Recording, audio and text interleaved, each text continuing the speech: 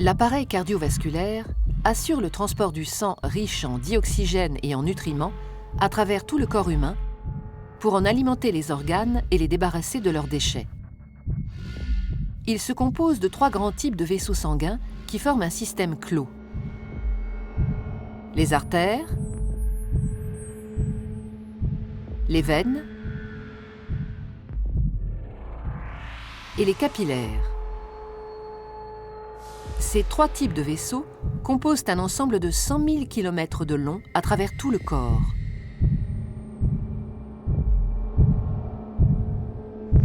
Une artère transporte le sang du cœur vers les organes.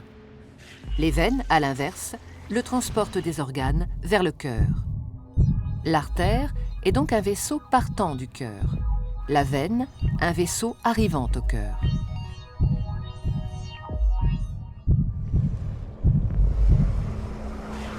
Tous les organes sont richement irrigués, c'est-à-dire qu'une multitude de petits vaisseaux sanguins les parcourent. Ce sont les capillaires.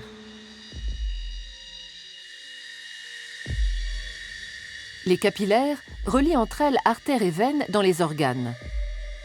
C'est donc au niveau de ces vaisseaux très fins que les échanges se font entre le sang qui apporte nutriments et dioxygène et les organes qui se débarrassent du dioxyde de carbone et des autres déchets. Plus un organe est actif, plus l'apport de sang et les échanges sont importants. Les échanges ne sont possibles que parce que le sang circule en permanence dans les vaisseaux en sens unique. Il est mis en mouvement par le cœur qui fonctionne comme une pompe. Ce moteur de la circulation sanguine est un muscle creux et cloisonné. À chaque contraction, il propulse du sang dans les artères. Le cœur possède 4 cavités avec un côté droit et un côté gauche, composés chacun d'une oreillette et d'un ventricule. Le côté droit reçoit le sang pauvre en dioxygène. Le côté gauche, au contraire, le sang enrichi en dioxygène après son passage au niveau des poumons. Chaque contraction le propulse dans les artères.